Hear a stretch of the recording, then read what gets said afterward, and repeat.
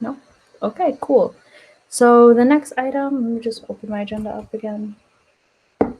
The next item is athletic team name change update. So, Bokis, you did add this to the agenda. Did you want to start the discussion? Yeah, sure. Thank you. So as we know, the review process is underway right now for the athletics team name change. SFU Athletics is to provide a report to President Andrew Petter in early August, which is right around the corner, and the decision will be shared before the fall term begins. So I am hopeful, considering the overwhelming amount of support from every direction, that the athletics team name will be changed. But also the SFU, like just seeing from commentary online based on the last Senate meeting, SFU community was disappointed and kind of alarmed by President Andrew Petter's comments during the Senate meeting, um, where he shared, but to quote, but to change the name because of a racist organization could be succumbing to the hegemony of a racist organization. So it's a complex issue. There is nothing complex about asking for a name not associated with the KKK. Simple.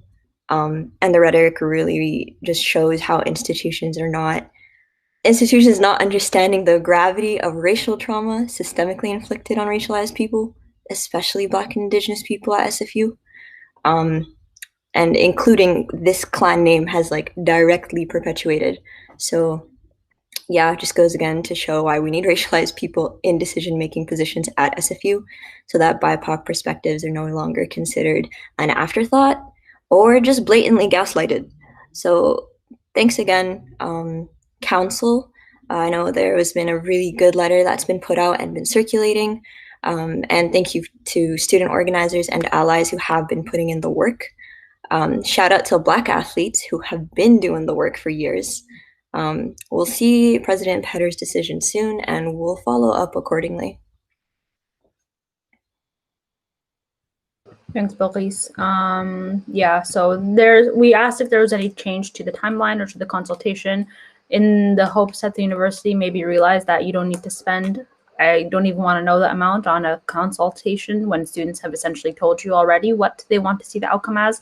There hasn't been, as far as we know, it's still early August. We'll be following up with President Petter when the time does come. And it is something that Gabe and I have brought both to the SFU administration and to Petter himself as well, that we think that this is not a good look for the university at all. So yes, to reiterate what Buckley said, thank you to everyone and the student athletes and council and the folks who have been expending a lot of time and energy on this. So thank you.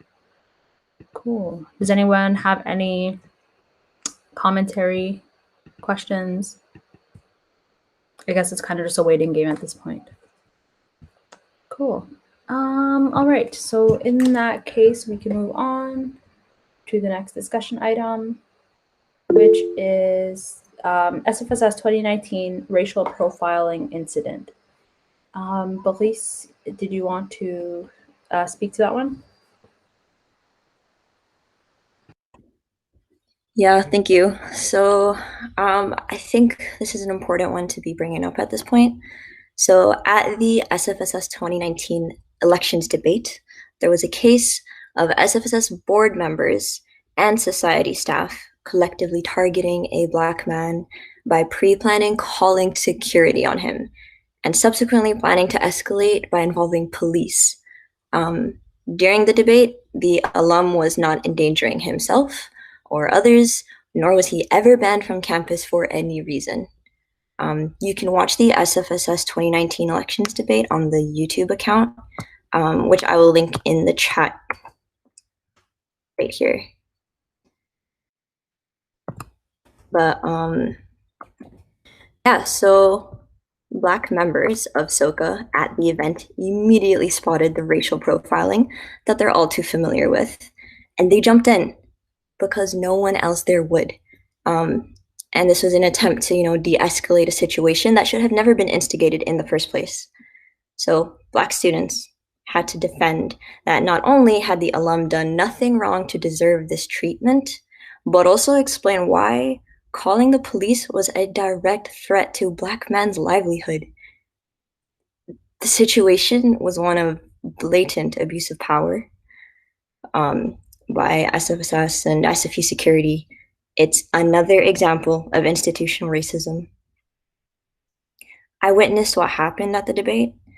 I was there. I was a SOCA executive at the time, so I'm privy to the situation. Right now, I want to be uplifting the situation. In light of conversations around anti-Blackness and policing, a conversation that just happened in council this week regarding police presence and RCMP recruitment on campus. I also want to highlight how security is complicit. They work directly with the SFSS to ID this person for no reason. They racially profile the man on the basis of discomfort, but without there actually being a risk of harm to like this person even caused. The excuse used to justify calling security was that only SFU students could attend the debate, which is false, and also does not explain why he alone was ID'd and nobody else, you know? So it was clear by the unfolding of events that this was deliberate targeting, and the case really shows the need for anti-racism training for security, and the need for SFU to collect race-based data to begin to track and strategically address systemic racism at the institutional level. So the person affected has done some outreach to the SFSS, and it's clear that this traumatic incident had a major impact on their life. As an organization, I want to acknowledge the harm done and recognize that this was racial profiling. I think it is important that the SFSS president send the person targeted that day a letter with an acknowledgement that this was racial profiling and an apology from the organization to redress this incident.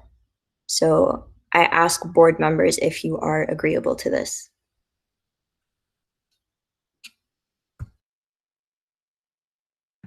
Thank you, Balqis. And I can say I'm agreeable to it, and I'm agreeable to sending a letter and doing any follow-up with the individual that is warranted, because it obviously wasn't appropriately handled, and it wasn't a situation that was appropriate to get in to begin with.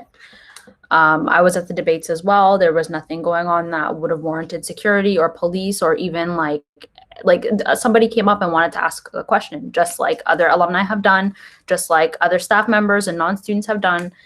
This was a very targeted incident and incredibly inappropriate, and I'm just very, very shameful. And whatever we can do to rectify the situation, I think we should be doing. Does anyone have any comments or questions? Gabe? Let Corbett go first because my phone's ringing. Yeah, Corbett, you can go ahead. Yeah, like I know the individual, known the person for a number of years in different roles. And I remember hearing about the incident at the debate, and yeah, and I mentioned in the comments, like the rationale that only students can ask questions is not accurate. I myself, as an alumni, asked questions at past multiple debates for multiple years, and what happened was just wrong. So yeah, I'm in favor of Balki's recommendations. Thanks, Corbett. Gabe, are you good? Yeah, I'm good. Sorry, my landline was just ringing and I can't turn that off. I didn't want it to make any noise.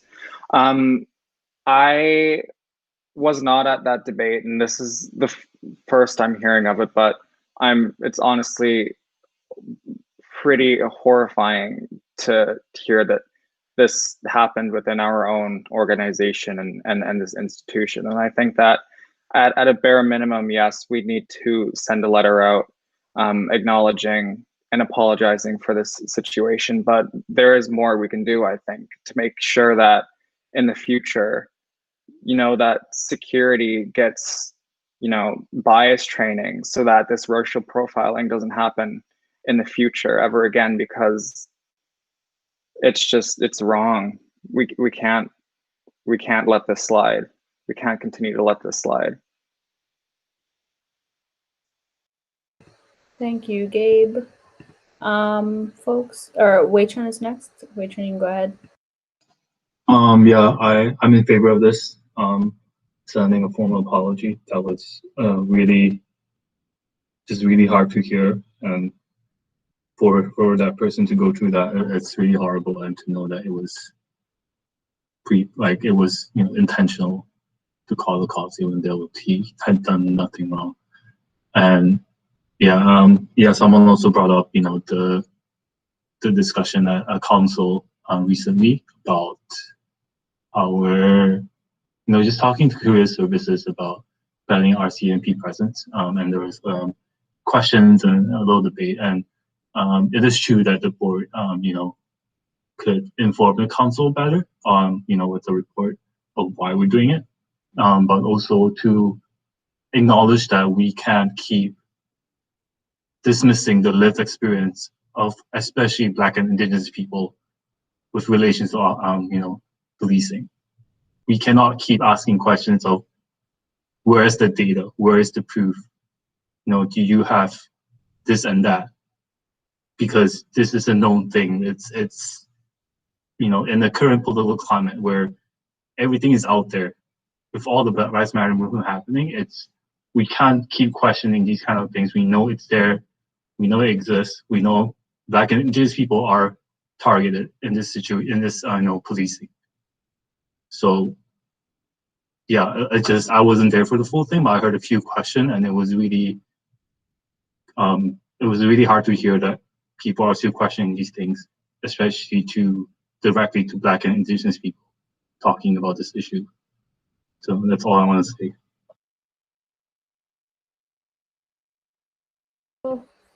Next is Jennifer.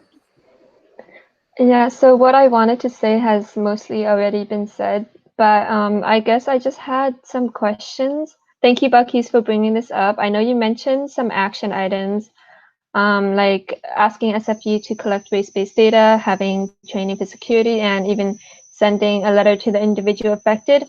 I was wondering if there's anything SFSS specifically can do to ensure that this doesn't happen in the future, like hosting anti-racism workshops, or what were your ideas?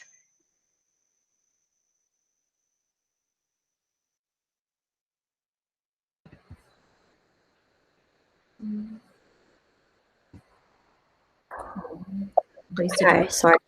Yeah, it took me a while to unmute my mic. But so those are some, I was just kind of shining a light on things that do need to happen in terms of immediate action items. Yeah, SFS should send the letter. And I know that we're working with, there's an SFU anti-racism working group, because we know that we can't do this alone, and this has to be an effort from everybody to just work on anti-racism at SFU. So, and I say working group, but it involves like multiple groups on campus, including like the GSS and TSSU and such. So SFSS specifically, I think we could advocate for really strongly the collection of race-based data and security training. So make sure like SFU has, specifically for SFU security, I think there should be mandatory training for security to have like anti-racism training. I think that's a really easy first step as well. Yeah, that as long as race-based data. Cool, thank you, Bilqis. The next person on the list is Samad. Yeah, so first of all, this is unbelievable, like that happened on campus, and that was SFSS was actually involved in this such thing. We are here to protect a student, not to do such things, and we do like have to apologize for this. We have to make things right, no matter what, and to ensure that this doesn't happen in future. I like what Bilqis have suggested to get the bias trainings done, and I like what Jennifer brought up, that we need to do something like SFSS need to take some steps to actually ensure such things doesn't happen again. So I'm in favor of it. I would like to see great changes happening to the society and this kind of thing, because I have felt it myself sometimes, not in SFSS, but I know how it feels to be profiled and go through random checking just because you have a green passport and you are brown at the airport. So I know how bad does this feel, and happening in the on campus from the student society, it makes things more worse. So I'm in favor of this. Thank you.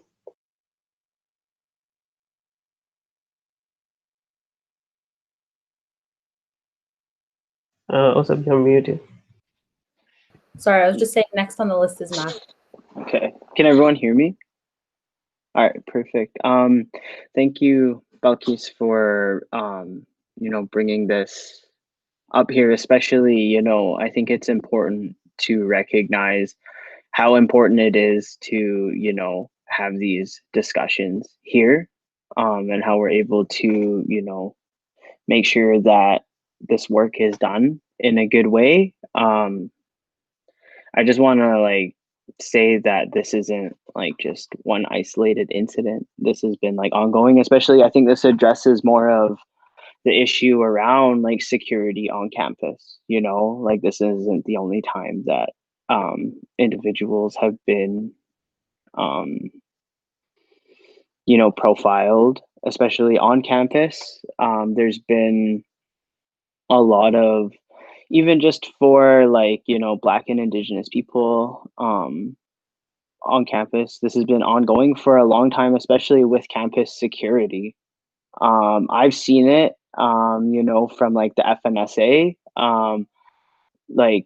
just speaking on behalf of my own experience and just trying to make this and address the concern that it's real that Black and Indigenous and people of color do not feel safe on campus with security. And I think that's something that needs to be talked about.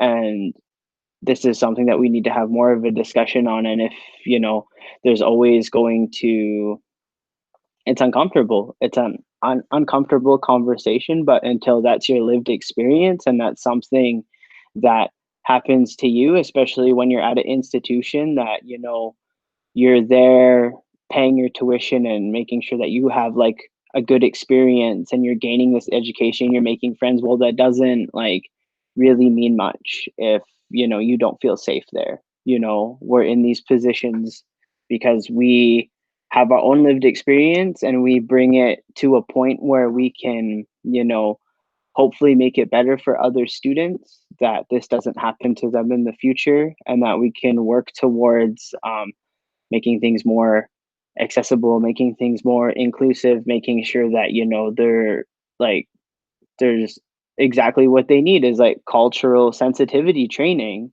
de-escalation training so that this doesn't happen. There was a couple semesters ago, an Indigenous student just wasn't having a good day, and security was called and they were watching them from a distance and following them around when that shouldn't have even happened. There's been instances in the FNSA where students are smudging outside practicing their culture and they go inside the FNSA, and we've had security banging on our door and walking in in the FNSA, and this has been going on for years, and now we have the opportunity to talk about it. Well, this is our experience at school where we're supposed to be safe and it's not safe, and this needs to be addressed. And it starts with, making sure that security and the university knows that people of color on this campus are not safe and we haven't been safe. And if this is where the conversation starts and this is where it goes, we're going to keep addressing it until something changes, because this shouldn't have happened and this shouldn't be happening. So thank you, Belkis, and I'm sorry that, that this even happened, that you even had to witness that. That's so unfair, especially where you go to school, where you learn and where you want to build those positive relationships. This isn't the place for that. And I hope that, we can do work in a better way. And with the anti-racism group and with the BIPOC committee, I'm glad that we're able to do work on those committees so that we can make that change here. and this is where it starts, and we need to keep having these conversations, and we need to, you know, amplify those voices for the people who are most affected, because if we don't, then we're just complicit, or we're being complacent to the problem that's happening. So thank you, and that's all I have to say. Thanks, Matt. I think the next person is Heather. Yeah, thank you, Cookies, for raising such an important issue. So for campus security, I think it's Paladin Security that is an SFU, and they get their training from some, I think, private institution. I haven't done much research from somewhere in Surrey, and I don't know, like, it's not Paladin anymore. Like, I don't know what training they go through. But like I'm pretty sure they don't have some anti-racism training or something. Yeah, God world. But like I would very much agree with what Samad said. We're not comfortable, as I said as well. When I got sick last December, and like my friends were telling me to call campus security and 911, I was like, that's the last thing I want to do. And so we have to apologize to the person who got involved in this, but we have to think long term, and to make sure this doesn't happen as well, we have to get in touch with things that maybe, and like try to include like anti-racism procedure in the training as well. So yeah. Thank you, Heather. Next person is Bilqis.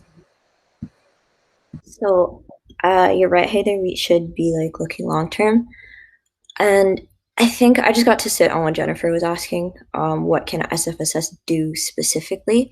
I will take this back to BIPOC, but some things I could think of right now are things, just how we're talking about anti-racism training for SFU people, but also within our own staff and board. I think that would be important to include that even in job descriptions, and have regular workshops, anti-oppression, anti-racism workshops within that, as well as also list that we have like experience with anti-racism work as something formally in the job descriptions.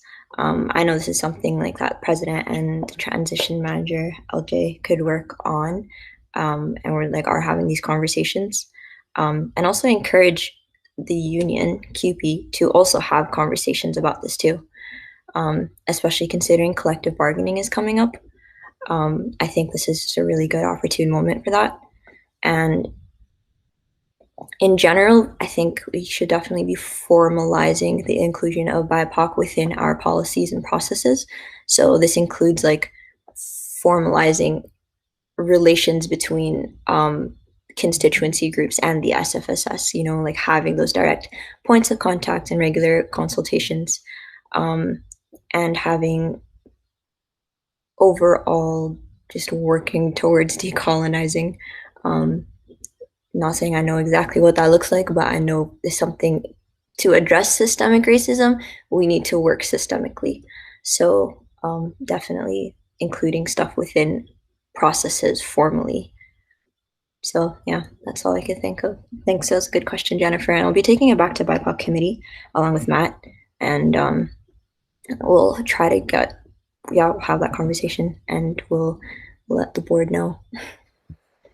Cool. Thank you, Bilqis. Thank you, everyone. I think in the short term, it seems that the board is comfortable with us going ahead and working on that letter of apology and some formal acknowledgement, essentially. Does that sound all right with everyone?